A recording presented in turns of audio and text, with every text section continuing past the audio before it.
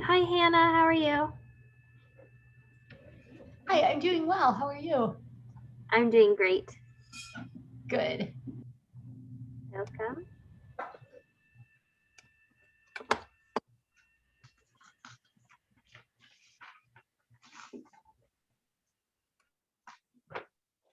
Good morning, Hannah. Good morning. Well, I guess I'll go ahead and turn everything over to Lauren. Hannah, I know you're a subscriber and you've been here, so you know, Lauren, I think today's topic is training strong and mobile feet. So I hope you enjoy the class. I'll pop back in at the end. Thanks, Sarah. Sarah, do you need me to record as well? I think that's what we've... I have it recording right now. I'm just going to switch you over to host, but I think it should keep recording on my computer. So, okay. Yeah. Sounds good. Okay, cool.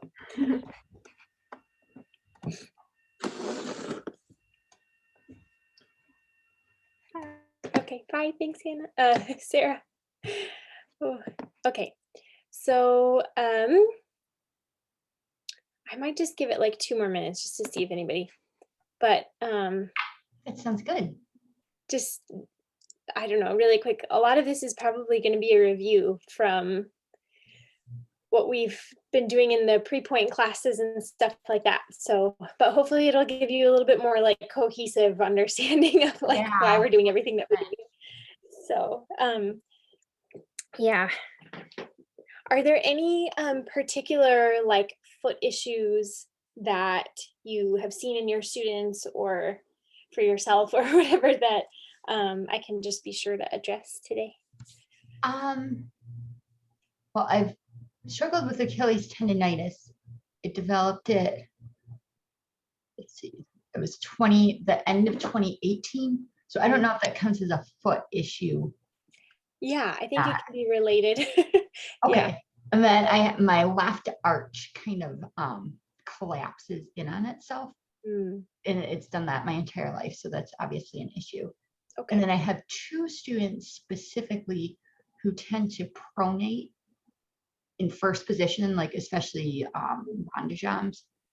I might have a few more than that who sometimes do it, but there's 2 who like for sure do it very frequently. Yeah, that makes sense. Is it in the supporting leg or in the standing leg that they're doing it? In the in the gesture leg. Yeah. Standing leg or working leg? Yeah. Working leg. Okay, gotcha. Cool. Yeah, we'll talk about that one actually for sure. So. And then I have one student who's I think she's probably a 9th grader, and she has pretty unflexible feet. I've taught her for 4 years now, and she does not have a pretty point. And I'm wondering how much of that is related to tight fascia. Yeah. Or if it's things. Totally. We'll talk about some of those things for sure today. And sometimes it's just, you have to do several things and then see what helps. And then you kind of know, so you just test like what exercises help the most. And that can give you an idea of where the restriction is and where you need to work more. Okay, so, great. Yeah, it definitely can be a fascia thing. And yeah, there's a lot of things. So, yeah. Okay, well, we can go ahead and get started. So I will go ahead and pull up do my screen sharing. Do I have it pulled up? Oh, and then one other thing, again, I don't know if this is a foot issue, but one of my students who pronates has claimed it was especially last year, she claimed she had shin splints. The teachers at the studio didn't know if that was true. One of the teachers told me, like, don't let her be lazy. She did just fine in tap class last night after she had been complaining about it earlier in the day. So I don't know if that's a real thing or not. She's never brought a doctor's note in or anything. Gotcha. She hasn't complained about it lately now that the content has been more interesting because they took their Chichetti exams and they're on new material. So Gotcha.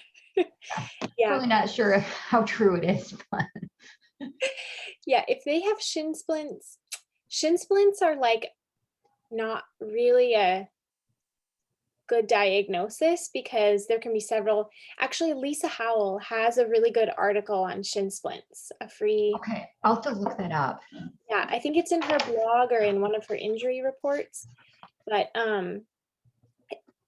definitely, we're going to talk about a little bit what you can do. But if they have some sort of concerning problem there, like it'll be tender to the touch if you touch their shin in the front.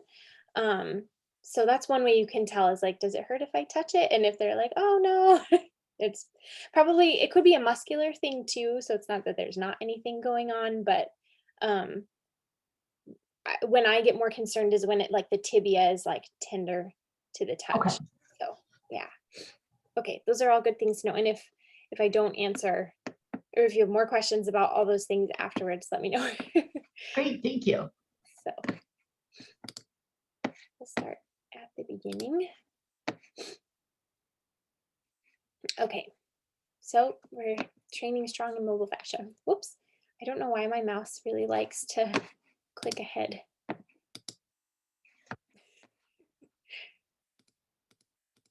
There we go. Okay, so I always love the quotes in the Inside Ballet Technique book. So this is another quote from them on their foot section. It says, "To a dancer, the feet are servants of the first rank.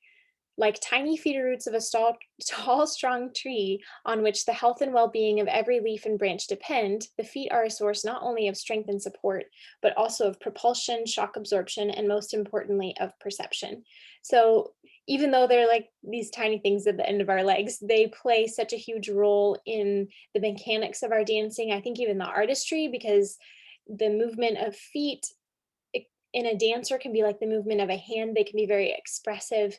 They give you a lot of the power for the propulsion into jumps. They, do a lot of the work of absorbing the shock when you're landing from jumps. They give you a sense of where you are, in terms of where the floor is, where you are in space. So and when they're talking about perception, that's what they're, oh my goodness, talking about it. I'm sorry. Every time I move my mouse, it does crazy things. Okay, so we're just going to go over, like, the foot anatomy is super complicated. It's made up of 26 bones and 36 joints. So there's a lot going on in your foot. And so we're not going to spend a lot of time talking about all of the small anatomy that's in the foot, but we'll just give kind of an overview and then talk more about the things we can do about improving mobility and strength. But I think it's just worth saying that there's way more than we could cover, as always, in an hour thing. So there's need for more learning and study, and I'll give you the resources at the end as well again. But it's a complicated structure. And so there's a lot of things that can go wrong in your foot. So anyway, the three kind of main sections of bones in your foot are the tarsus, which is this kind of section here with all these almost like a lot of little square circle bones that are like put together. So that's the talus, the navicular. We have three cuneiforms, the calcaneus and the cuboid. So probably the most important ones to know are the talus, because that one is the one that makes up the ankle joint with the tibia and the fibula. And that calcaneus is the heel bone. There's some important joints in here as well. But just again, to think about, like, there's all these little joints in your foot that are helping your foot to move and to respond. Then we have the metatarsal bones, which are next here. And then we have the digits and the phalanges, which are here. So we have kind of like the tarsus, the metatarsals, and the digits at the end, kind of three sections of the foot. In your foot, you also have the medial and lateral longitudinal arches. So the medial arch is kind of like that one you think on the inside of your foot, right? You also have a latitudinal a lateral latitudinal arch. There's a slight arch on the outside of your foot. And then also there's a transverse arch, which goes, so if this is my foot, it would be underneath the metatarsals, and there's a slight arch this way. The arches are supported by fascia and ligaments mostly. All right, next we have just the basic anatomy of the ankle joint. And we talked a little bit about the talus, the tibia, and the tibia and the fibula. I love this picture of how they fit together. So here's the tibia, which is kind of your main shin bone, and then the fibula, which is on the outside of the leg, and the talus kind of, oh, there we go. Sorry, the talus kind of fits into this square groove really tightly into that space. There is the lateral and medial malleolus. The lateral malleolus is on the fibula, which is kind of that like bony part of your ankle, what you think of your ankle bone. And then the one on the inside is the medial malleolus, which comes off of the tibia. And those are two really important points of muscle and ligament attachments. There's two really important ligaments.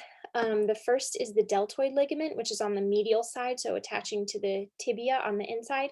And it's made up these four kind of ligaments that fan out. And this is one of the strongest ligaments in your body, and is a lot of the reason why it's very, very rare to have a sprain of the ankle where you're rolling this way. Like usually when you sprain your ankle, it's on the outside of the ankle. Part of that reason is that that deltoid ligament is so strong that it's very rare to roll and sprain your ankle that way because it's very stable. On the outside of your ankle, we have the lateral ligament, which is not really one ligament, it's a lot of little ligaments, but we have the calcano fibular ligament, the anterior talofibular ligament here, and the posterior tibiofibular ligaments. So they're kind of spread out that way. These are a lot weaker. Oh, I'm sorry, I don't know why I was doing that. I've got to figure that out for next time. These ligaments are a lot weaker than the medial ligament, which is why we have a lot of lateral ankle sprains. It's just a lot less stable. So the basic muscles of the foot. Again, there's, a lot of joints and a lot of muscles going on, so we won't go over all of them, but we'll just kind of get an overview and what they're responsible for. So we have intrinsic muscles of the foot and extrinsic muscles of the foot. Intrinsic muscles are muscles that are located within the foot itself. That means they attach and insert within the foot. These muscles are the only muscles that they're pretty much solely responsible for lengthening the toes. The adductor hallucis, which is this one it attaches on the outside of the big toe and then it comes to the heel, kind of runs through the arch, can be trained to help support the medial arch. And we'll talk about an exercise later that you can specifically use to target that. But yeah, all of these muscles help to keep the toes long, like when we're pointing, they keep us from clawing. So that's really important for having a stable base. And especially when we get into point shoes, that we're not dropping in the foot, that the toes are staying nice and long as we're pointed. That has to do with a lot of the stability and health of our foot when we're going on point. If we have weak or tight intrinsic foot muscles, it can cause a lot of problems in the fascia because our fascia then is doing most of the stabilizing rather than the muscles helping out with that. And so we can end up with things like plantar fasciitis and inflammation of the fascia. It can also start to affect the extrinsic muscles and how they're working. So the intrinsic muscles are tiny but very important in our feet. Yeah, and you can just kind of see they're all over, kind of connecting the digits to the calcaneus, attaching them to the middle foot, attaching them to each other, right? So it's kind of like a weaving together of all these little muscles. Okay, the extrinsic muscles of the foot and ankle are muscles that are going to originate outside of the foot and attached in the foot. So they're running across joints. So the two biggest muscles are the gastrocnemius, which is that very outside. So we're kind of going for the most superficial to the most deep muscles. We're kind of working our way in. So the gastrocnemius is that kind of outside calf muscle, the one that you're going to see the most. And its function is pointing and flexing the foot, but because it runs across the knee, it can also play a role in helping to bend the knee. These are the muscles that, it attaches to the foot via the Achilles tendon. So some of the Achilles tendinitis stuff can have to do with the health of your calf muscle. The soleus is then the deeper muscle underneath the gastrocnemius. And it also points the foot, but it plays a really important role in helping us to maintain balance from rising from half point to full point, and also our control when we're landing from jump. So it's really important that this muscle is nice and strong and has a lot of control. So these are the two primary muscles that are responsible for pointing the foot. They do the bulk of the work. And so both of them are attaching through the Achilles tendon. So again, that Achilles tendinitis stuff is having to do with those two muscles. Okay, going a little bit deeper, we have muscles that assist with pointing the foot and inverting the foot. So pointing and then sickling. So we have the Tibialis Posterior, which is this one here. This is a better picture here. So kind of going here, and then it runs this way along the inside of the foot and then attaches into the arch this way. So I wonder if this one's better. Sure. Oh. Yeah, you can't really see it, but this muscle adds a lot of support for our inner arch. So all of these muscles are going to assist with pointing the foot. They're not doing the bulk of the work, but if they're not working to assist the pointing of the foot, our other muscles can get overworked as well. But they each have kind of a little bit different, smaller functions. And the tibialis posterior can help lift the arch slightly. And also when we're in the releve, kind of helps us to get that little last lift over our demi point, kind of lifting up the arch. That feeling is the tibialis posterior. Then we have the flexor digitorum longus, which comes down and inserts into the digits of the foot. Let's see, here it is right here, goes down and attaches into the digits. Then we have the flexor hallucis longus, and that muscle comes, where is that one? Here, flexus hallucis longus. So it kind of comes more down the center back. It goes underneath. There's this little like tunnel of ligament here, goes underneath, and then it comes and attaches to the big toe. This muscle does a lot of work in giving us a push-off power and also supports the inner arch. Dancers actually have a lot of trouble with the FHL. This is something that I run into a lot because it has so many roles, it can become really overused, and it leading to inflammation. And because it passes through this little like sheath of this little tunnel here, the inflammation can cause rubbing in that area, and then it can start to fray and to tear the tendon actually. So if you have dancers who have kind of like a pain underneath the ankle here, that's a really good like warning sign that they need to kind of get the FHL checked out. It also, because that muscle runs underneath the Achilles tendon, sometimes when students are having pain here, it's actually can be due a little bit to it depends on the kind of pain that they're feeling. If it's more deeper and muscular kind of pain, it can be the FHL kind of having problems with that muscle. So it's really important that we're strengthening all of the muscles that are responsible for pointing our feet or plantar flexion to avoid overusing this muscle. Then we have on the lateral lateral part of the leg, the peroneals, which, oh, I didn't put the right picture for this, I'm sorry. But you can visualize they originate at the fibula and they run down the outside of the leg. And so that provides a lot of strength in the lateral lower leg to help reduce lateral ankle sprains and give stability to the outside of the leg. Then we have the Tibialis Anterior, the extensor hallucis longus. Anytime you hear hallucis, that's with your big toe. So extensor hallucis longus and extensor digitorum, those are the digits, the other 4 digits, longus. They run along the front of the tibia, and so kind of like the more here on the inside of the tibia, outside of the tibia, but along the tibia. They work to extend the toes, so just lifting the toes up, to dorsiflex the foot, so to flex the foot, and to invert the ankle. All of the extrinsic muscles kind of do this action of hugging the lower leg to the ankle to provide support. So if those are weak, obviously we're going to have kind of an unstable ankle.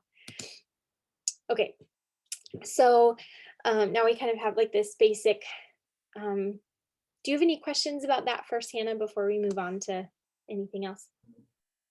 I did have one question. When we do that exercise where we kind of wring our foot. Oh, this one? Yeah. Could you go back to the slide and show me which like 2 areas you are twisting? Yeah. I'm going the wrong direction.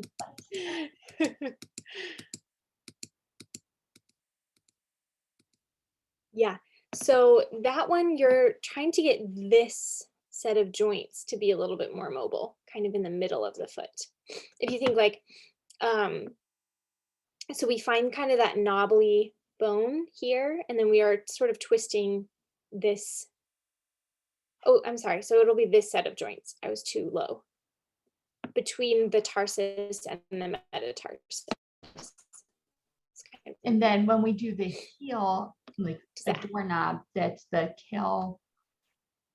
That's the calcaneus, yeah. Yeah. Okay, great.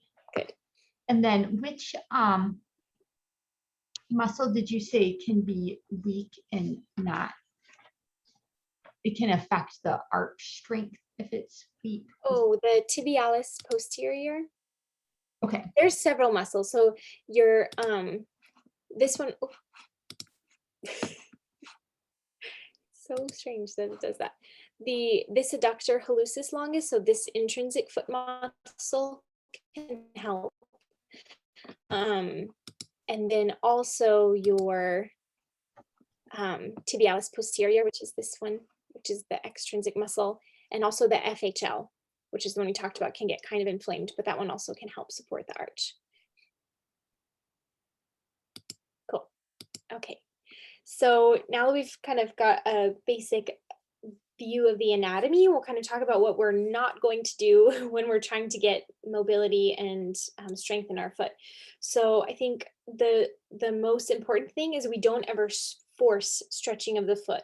And so using things like a foot stretcher, or kids like I did this when I was younger, stick your feet underneath the couch and hold it there for a long period of time, or like having a teacher come and press your feet down, or trying to manually like have your friends push your feet down.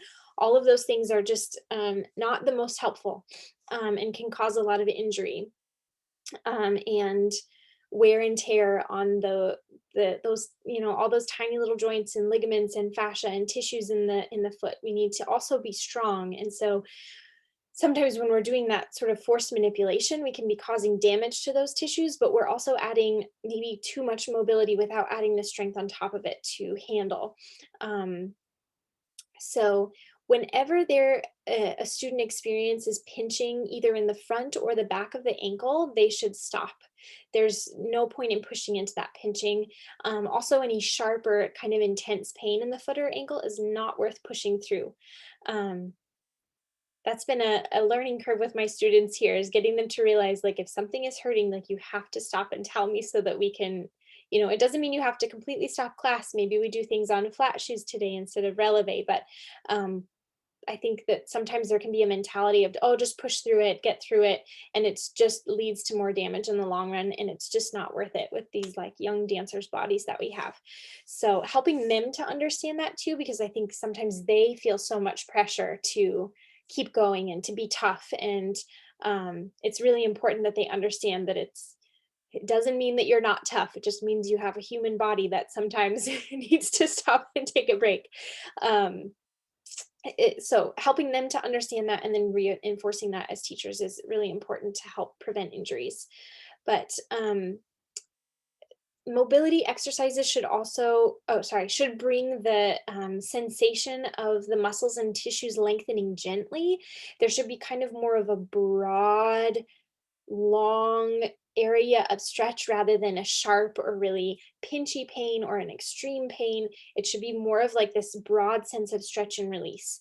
If a student is experiencing pinching in the front or the back of the ankle, they can have an impingement, or if they have kind of any chronic pain in around the foot or the ankle or any of that pinchy, sharp pain, they should really seek advice from a qualified health professional, such as a physical therapist or a sports medicine doctor. Sometimes students can have extra bony parts that cause like a pinching to happen. And sometimes those things are safely surgically removed, and it's like a long discussion with the doctor and the risks and things like that. But rarely there will be actual bony restrictions in the foot. And so it's really important that we find out what those are if they have them. And if not, that we address the reasons behind the impingement and things like that, which we're not going to talk as much about today because I think it's much better handled by a PT than ballet teachers. Like those kids really need to go get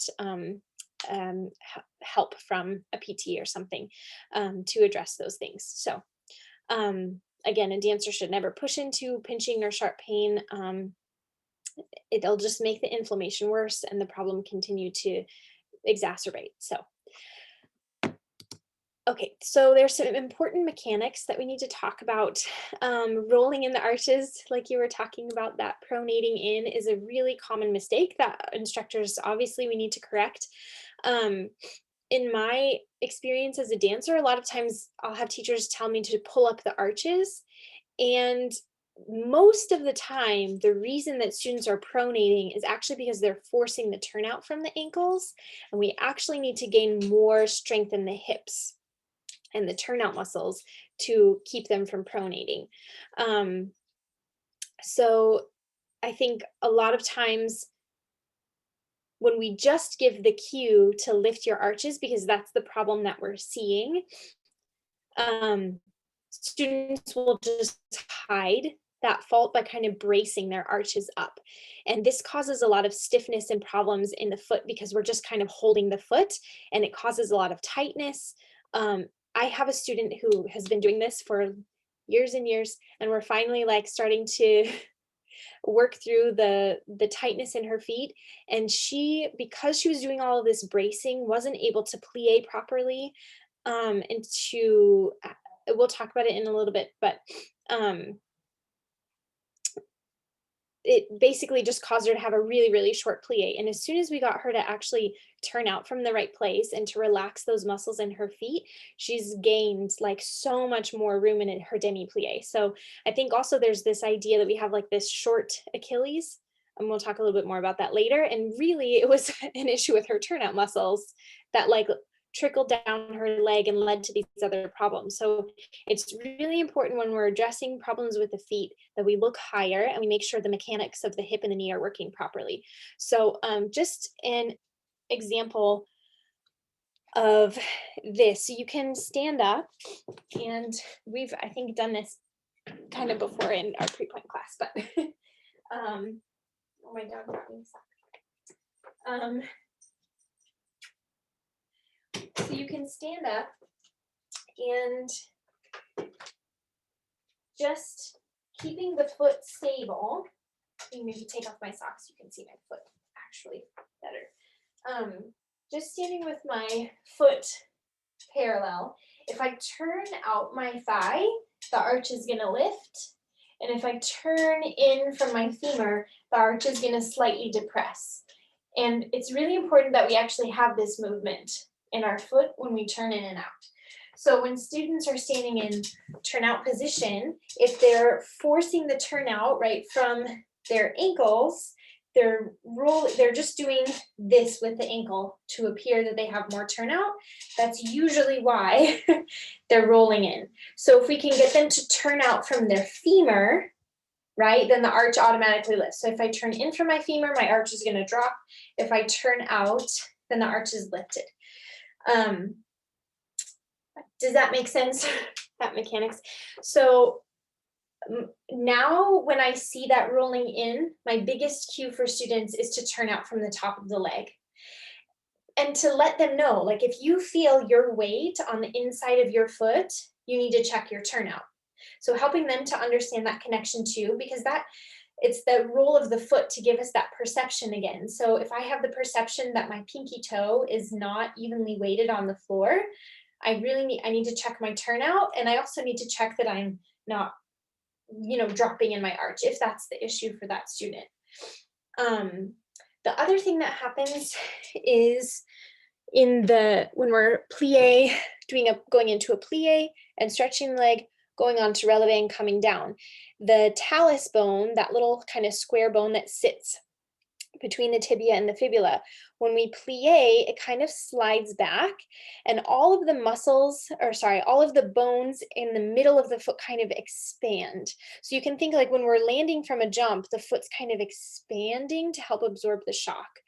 And so when we're bracing the arches like that, right, because this also happens when you're in plie, the arch is dropping, but it's because the knee is rolling forward, right? But if I'm doing this and then I'm just bracing my arch, that leads to that's a lot of work for my little foot to do.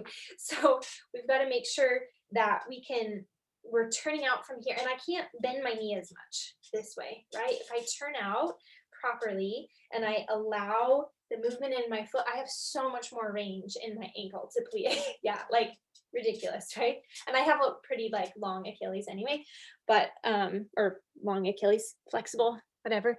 But it makes a huge difference in students who and my girl who I've been working with, right? Maybe had the slightest hint of plie, and now she's got an actual demi plie.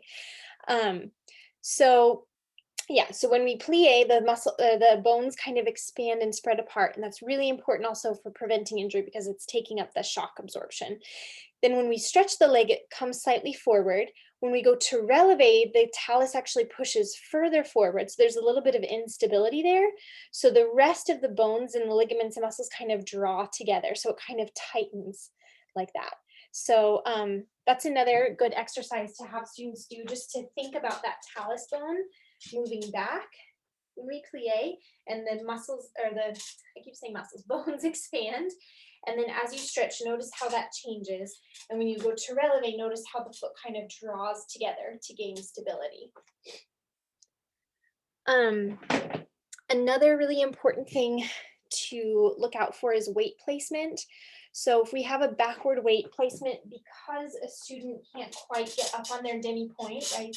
My weight is really back. And they're constantly dancing here, or especially on point, right? And they're constantly dancing a little bit off their shoe.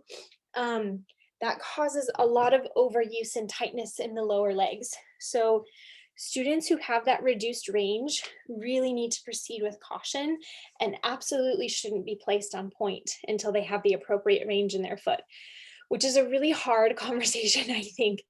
And especially in today's kind of culture where it's don't tell anybody that they can't do anything because their body's a certain way. So it's a fine line to kind of tread, I think, where we don't want to have this certain body image that we're looking for, particularly in dance, because I do think that there's so much value in incorporating everyone, right? To appreciate the body that they have been given and the things that they've been able to do, but also that this is a really big safety issue. And so kind of treading the line can be hard in this with parents, but it's really important to help kids who have this range either try to gain the range, or if there's an impingement or bony thing, talk to a doctor and help them to understand that, you know, these are the things you're going to do to your body in the long run if we keep just pushing into it or going on point when your weight is back. It's going to cause you a lot of injury later. You're not going to be able to dance on point properly, you know, in the kindest way possible, but they do need to understand that it's dangerous. And not that there's not anything that we can do to help. There are a lot of things we can do to help gain that range, but yeah, they really shouldn't go on point before they have it. Okay. So yeah, the mechanics and correct execution of a dancer's turnout will have a profound effect on the stability of the knee and ankle joints, as well as their strength and flexibility in those joints. So kind of what we were talking about before. So as we're addressing the problems that we are seeing visually as dancers, we need to address the weaknesses further up the leg in the mechanics of the whole leg. So we need to address weaknesses in turnout and mechanics of the upper leg. We're not going to spend time on that because we had our turnout class, but those things will help. Teaching students to carry, I don't know what I was trying to say there, to use their muscles properly in class. Oh, carry proper use of mechanics into class, there we go, is really important as well. So we don't just want to teach them these strengthening and mobility exercises. We want to really transfer them, and we want to teach them how to use the proper muscles when you're doing a tendu, when you're taking off and landing from a jump. So that's going to, like, if they're working those muscles all the time in class, they're going to be a lot stronger than if they're just doing the strength and mobility exercises, which are important to kind of isolate the problems, but it's probably more important even that we really incorporate that information into their classwork.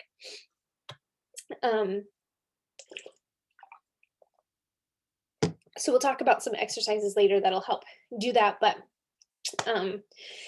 the other thing we need to really be on the lookout for are weak intrinsic muscles, and the kind of signs of the weak intrinsic muscles are the clawing or pulling of the toes. And even some students, when they're standing in flat shoes, they'll start clawing their toes for stability rather than lengthening out. When they go on Demi Point, we want to make sure they're not clawing. When they're pointing the toes, we want to make sure they're not kind of curling, that they're nice and long when they're pointing. So for younger students, sometimes I'll even have them take class just in their tights or in their socks, so I can really see what their feet are doing and teach them to have relaxed toes.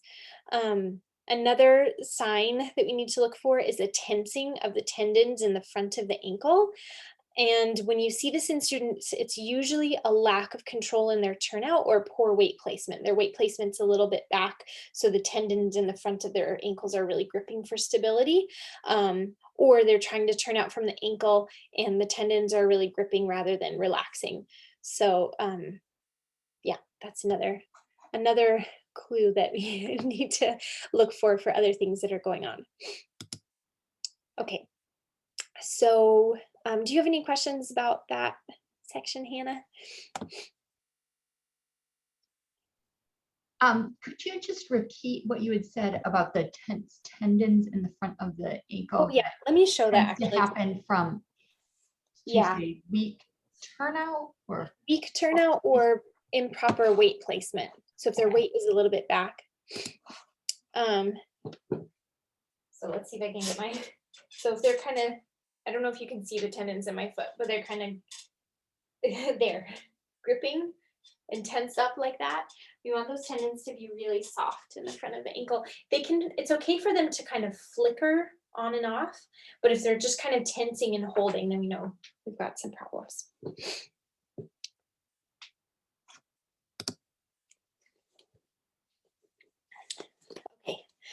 Whew, so we have a lot of mobility things to cover. I'll try to go as quickly as I can. So the first thing we need to think about, I think, is that we have these fascial systems that run the whole length of our body. So if we have the front of our fascial system is really tight, that's going to affect the mobility in the front of my foot.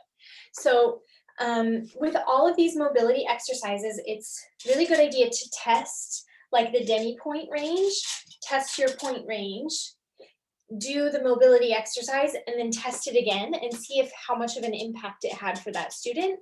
And that's, you're going to be able to see where, and you can even do this in a classroom setting, right? Where you have the kids write down what they noticed in each exercise, and then help them to understand what things that they need to be focusing on individually for them to address the problems in their feet.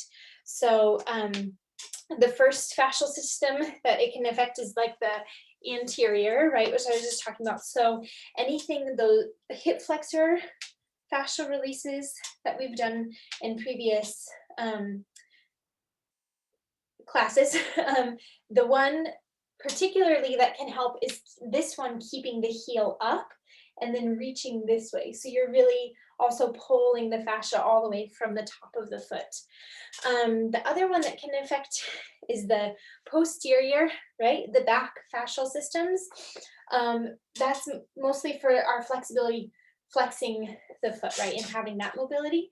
So doing like our fascial releases where we're pulling back, move this out of the way, for our hamstrings and things like that. The other one is the lateral, right? So here there's like fascia that comes up the side of our body. So the best one for that one is doing something like pulling to the side like that and stretching. Let me show on the other side. Here, you're just gonna reach over that way.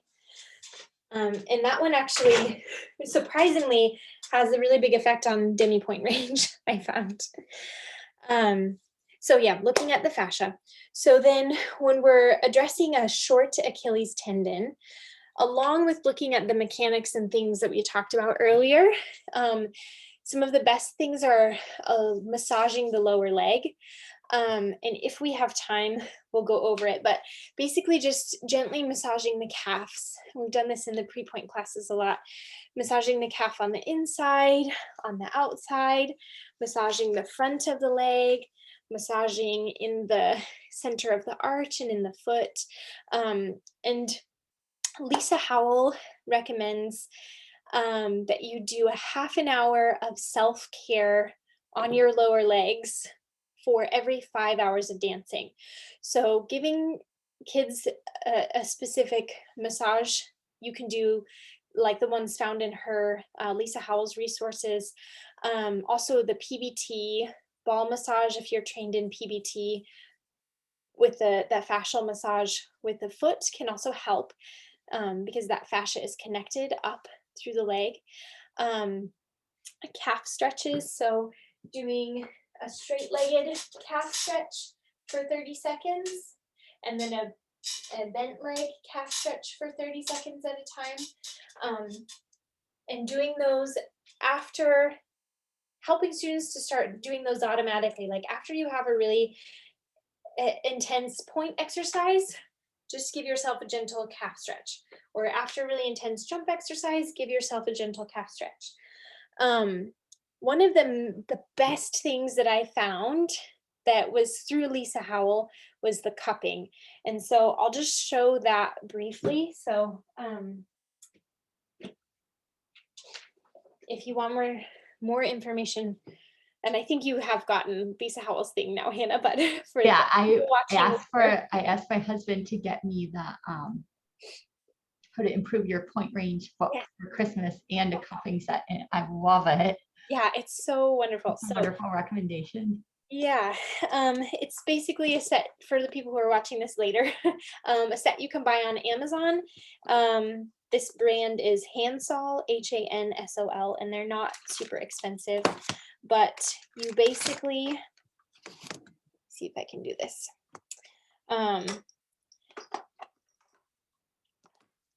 You can teach students to do this for themselves as well, so that they have this as a tool to help release. And my student who had that really reduced demi-plie, this was key in getting that fascia to kind of release that had built up for years and years and years trying to stabilize her ankle. So with the cupping and all of the massage, you also want to think that the joints here between the fibia and the tibia play a role when you're pointing and flexing, and the joints here play a role. So even though the fascial exercise or the cupping is really addressing the fascia in above the foot, it makes a big difference in the flexibility of the foot. So you basically just take a little bit of cream or lotion.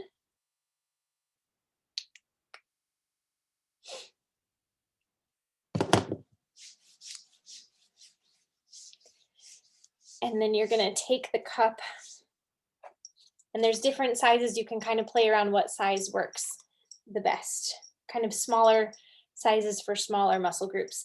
It's also really important that you don't do the cupping over any major blood vessels, kind of where blood vessels are exposed, like underneath your knee or kind of over a joint. You want to do the cupping only in the major, big, kind of meaty muscle groups.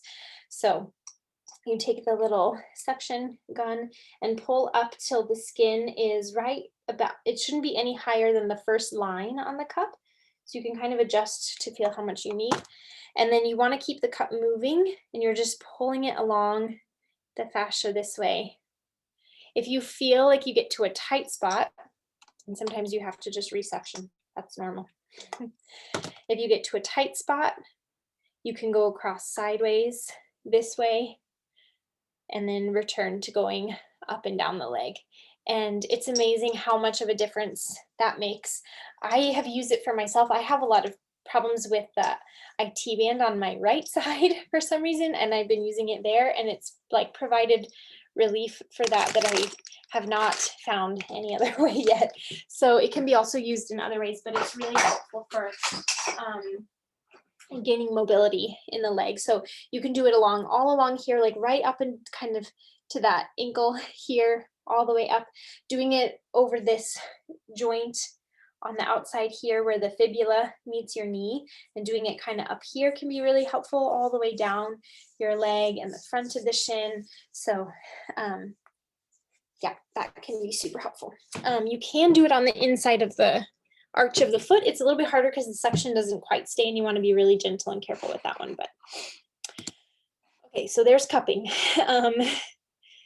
Then, okay, so we can also have a restriction in the middle of the foot, which is what you were kind of referring to earlier, Hannah, where all those bones in the middle of our foot are really stiff and don't quite move properly.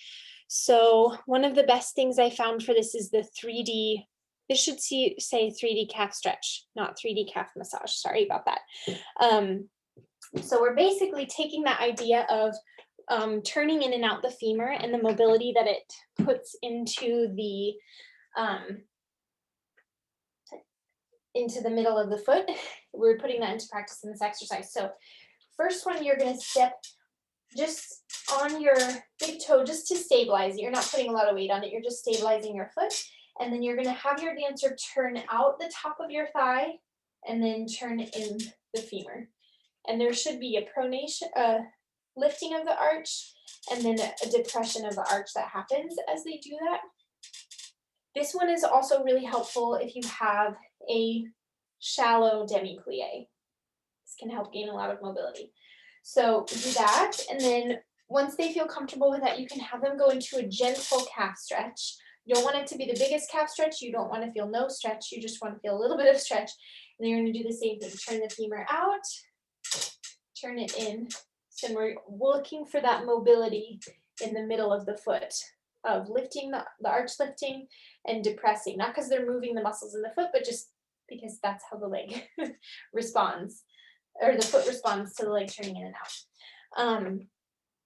So yeah, that can give a lot of good range in the plie, as well as help open up the middle foot a little bit. Then the middle foot mobility, both of these exercises are from Lisa Howell's Improving Your Point Range Safely. So for people who want more information like this, the middle foot mobility is you're going to take your, there's a little bony prominence in the kind of top arch of your foot. You take one foot right over that. So we're trying to find that joint that we've looked at earlier that you pointed out, Hannah, right? We're trying to find that joint where the tarsus meets the metatarsals. And so then you take the other hand across, and you're going to keep so if I'm doing my left leg, my left hand is stabilizing the tarsus. My right hand is going to try to twist and move the metatarsals. And you should be able to get some movement into the middle of the foot. So you're just going to twist back and forth that way.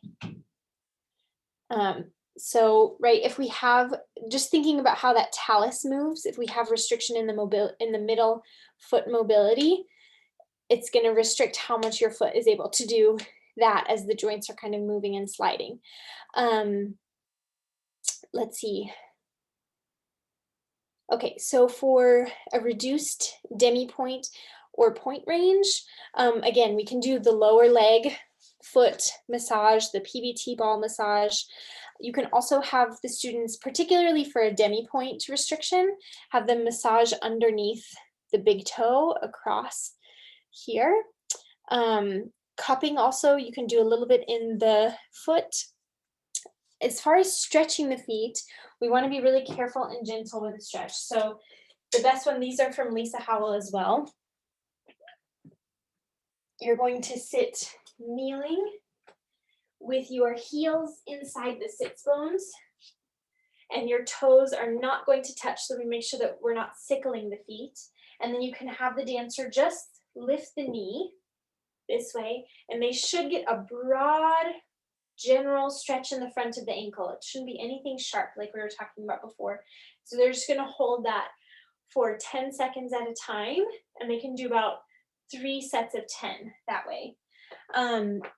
The other one you can do that I really like is sitting on a chair, and you're going to take the tissue of the top of the leg, pull it up, and then give it a gentle stretch, and it should give you this broad sensation of stretch at the top of the arch. So I'll turn this way a little bit more. So you're going to go this way, pull in, up, and then just gently stretch over the arch of the foot, which you can't see in the camera, but it's just stretching this way on the floor, right?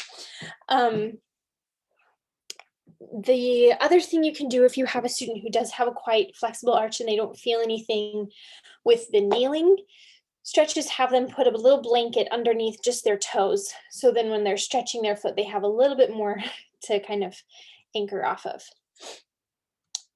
Okay, so as we're doing these are also just like a sample of mobility exercises. So I really encourage, all the teachers who are watching this to continue to learn and continue to study. This is just an introduction and things that to give you ideas of where you can go for your students, but there's a lot more learning to do than we can cover in an hour. So as we're doing the mobility exercises and gaining mobility, it's extremely important to couple the training and mobility with strength training so the dancers maintain the stability of the ankle. If we just gain a lot of mobility, we're not going to actually gain a lot of function in class. And I think there's such a desire for students to have a pretty foot that they get really excited about the mobility, but if they don't have the strength to back it up, they're not, first of all, going to be able to use that mobility in their dancing properly. They won't, see the effects of it if they don't also strengthen their feet. So it's very important to help them understand that. And then just for safety reasons that they really, really need to strengthen as well. So strength, a lot of people are familiar with, where you're having the students kind of draw up underneath the arch and activate without curling the toes back. So you're having them visualize like if they were to slide a quarter towards their heel with their toes or something, or to dome up underneath the toes. With that exercise, just watch out that you don't have any clawing of the toes, that they're keeping it really long. You can have them use their hand on the top of the toes at first to help them keep the toes long until they kind of are able to get it. Also, having them do this with their hand while they're doing it with their foot helps their brain to kind of build those neural pathways and connections. Another way you can do it is with a towel under your heel and a towel under your toes. And I have a picture of it, which I think will be easier than showing you guys because I won't be able to get my camera that close to my foot, but it's something like that. So you're going to lift the toes up, and then you're going to do the doming of the foot, and the toes are actually going to kind of reach for the floor rather than kind of lifting the foot up. It'll kind of, you're taking the toes to the floor rather than lifting the foot off of the floor. This is from Dance Anatomy by Jackie Greenhoss. She has a lot of these great exercises as well. The way that I learned to dome my toes, which was really helpful for me, I haven't seen it anywhere else in any other books, but it's very useful, is to have a student sit against a stair. So the stair would be coming up underneath the metatarsals of the foot, and have them practicing lengthen their toes over the edge of the stair. So they're learning to do that. And can you see? Oh, it's so weird to do foot exercises on Zoom. Over the stair like that. Then once they learn how to do that, a really helpful exercise is actually to go dome the foot, point, pull it back, and stretch. It works the muscles in a little bit different way. The other one that's very helpful for strengthening intrinsic muscles is toe swapping. So you're going to lift the big toe up off of the floor and then swap with the other 4 toes. You're just going to go back and forth, making sure they're not rolling to do it, that they're really using their toes to swap back and forth between the big toe and the 4 little toes. Piano toes is another exercise a lot of dance teachers I think are familiar with, where you're trying to pick 1 toe up off the floor at a time and put 1 toe on the floor at a time, and having students progressively do that. Doing the point through Demi Point without a resistance band, there's been more research and studies that the resistance band can actually compact the back of the ankle a little bit. So we don't want to do that. It can cause kind of some pinching in there. So doing students first without a Theraband and really getting them to find the doming of the toes as they're doing that point through Demi Point. That's part of starting to integrate, right, the exercise and the strength into the function of their feet. Then if they need a little bit of resistance, you can take a small exercise ball and deflate it a little bit and then place it. I usually have them place it against a wall so it doesn't roll away from them, but from the Demi Point, you can have them point using the doming of the toes, so it gives a little bit of resistance into the ball as they're doing that without kind of jamming the back of their ankle. The other things we want to do then, once we get those muscles a little bit stronger, is to start training our tendons, right? To go Demi Point, dome the toes, Demi Point, flat shoes, and working, really articulating the feet in their tendons and jetés, and, you know, lifting from a coupe, all of those kind of places in class where they can start to put that into work will help strengthen those muscles and then also give them a lot more function. So you can start training the tendons just in parallel first, right? It's a really good thing to do, like in a pre-point class even, or some strength and conditioning classes. Then you can start to do it in turnout. Then you can do it in turnout with a Theraband attached to the ankle and pulling in and working through the foot, and that'll also work their turnout a little bit as well as they're coming into that first position. Okay. So the exercises, now I'm rolling through really fast, to strengthen and coordinate the extrinsic muscles. Just simple releves are a really fantastic way to strengthen the muscles in the gastrocnemius, soleus, those other ones. So kind of doing releves in a progressive series. So first teaching your students to do a releve with a like tennis ball or lacrosse ball or something between their heels. So that can help them to really keep proper alignment of the foot, and really important in any releves they're doing in class, in exercises, that we're really going up over the 2nd and 3rd metatarsal and not rolling out or in. But this can give them some good perception of if they're sickling or not, because they have to hold that ball between the 2 feet. Then you can have them do just plain releves in 2 feet. Then we can do an exercise, which I really like. This is from Lisa Howell again as well, where you go releve on 2 feet, try to find the highest releve possible, transfer over to 1 foot, lower down, and 2 feet again. So once they're really strong on 2 feet, you can start having them do this transfer. And then obviously we can do releves on 1 foot. And then once they're strong with that, you can have them start to do releves with a Theraband. So tying a Theraband around a bar or something like that.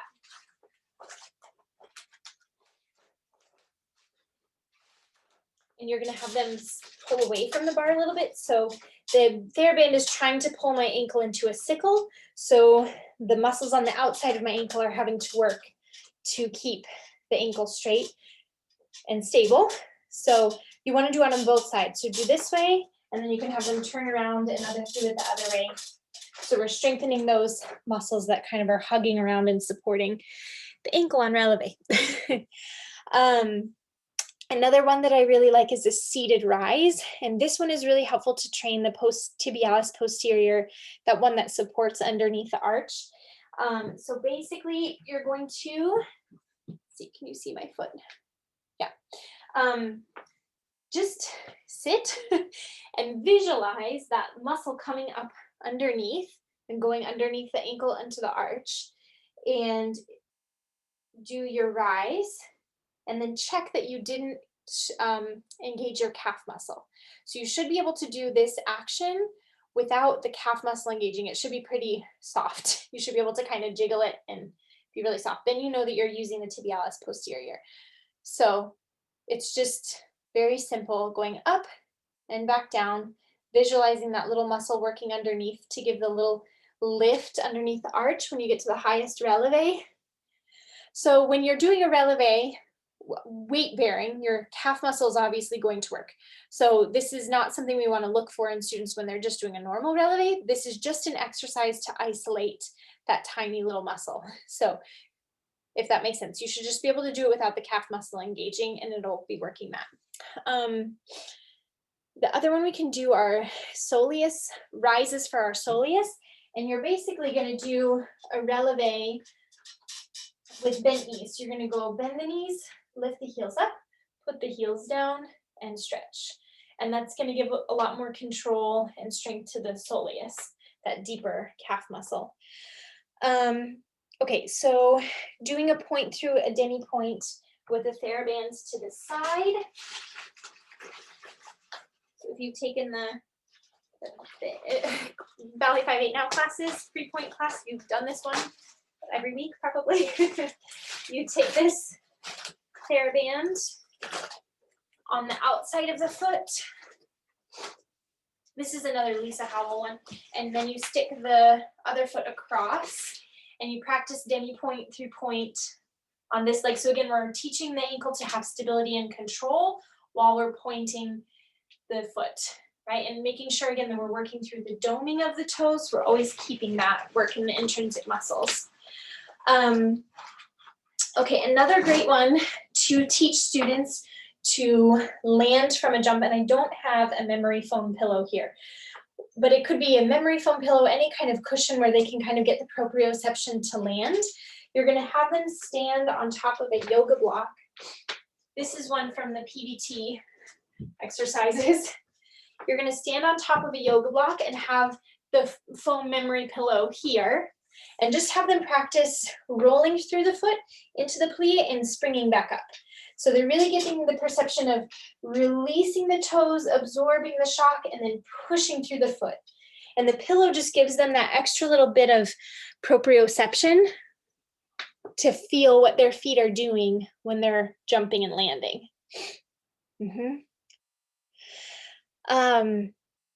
Okay, last couple exercises and then we'll be finished.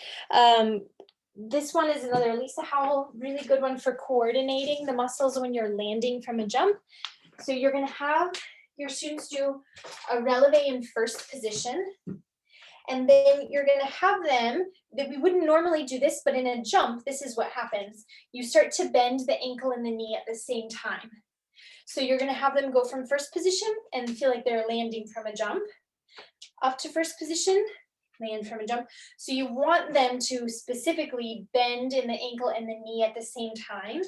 And so that's building that coordination in the soleus muscle to land from a jump. So you just have them go back and forth, up and land, up and land, and have them start out really slow, making sure that they're controlling the turnout from the top of their legs as well. So again, we're integrating all of those pieces together into an exercise that will help them take it into class.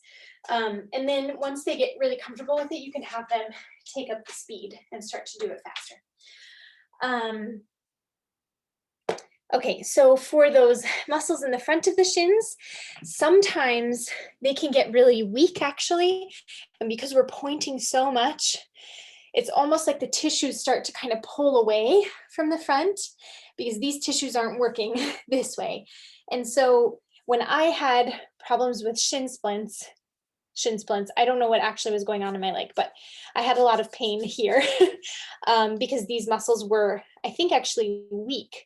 And so I started doing things to strengthen the front of my shin, and that helped a lot in the shin splints, whatever was going on. So doing things like just having students stand and just do toe lifts this way, lifting toes up. With my little kids, I'll have them walk around the room on their heels like that. You can also do that dorsiflexion with a Theraband. So kind of the opposite of Demi Point. You'd tie your Theraband to something in front of you and then pull the foot this way against the Theraband. So, and again, this is just a jumping off spot. There are lots more exercises, but hopefully kind of gives you an idea of where you can go with it. These are the resources that I use to put this together and that I use for my dancers all the time. So Lisa Howell has the ballet blog, and she has a lot of free articles and resources on her website, but the ones specifically for the feet that are really helpful for purchase are the Perfect Point book, and that also gives you a pre-point training program for your students, but it's really helpful for students who are already even on point to gain some strength in their feet and their turnout. She addresses the turnout a lot as well in that book. Then we have Improving Your Point Range Safely. I think the full title is like Improving Your Point Range Safely Without a Foot Stretcher. Is really, really wonderful. She addresses a lot of the fascia stuff. It's kind of one of her more recent things. Then she has Advanced Foot Control. The other two books I use are Dance Anatomy by Jackie Green-Haas and Inside Ballet Technique by Valerie Grieg. And they just have more detailed anatomy and descriptions of things if you're interested in that. So Hannah, do you have any more questions before we finish? I went a little bit over today, but.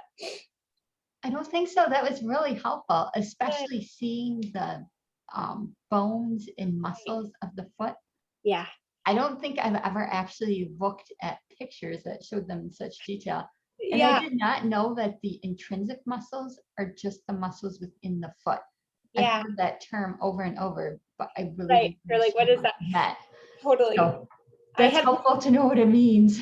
Yeah, absolutely. I didn't actually know a lot of this. I did pre-physical therapy in college. So I had like anatomy, you know, like college anatomy classes. And like, I was like, so many things are making sense now. So it's really helpful to look at that. Yeah.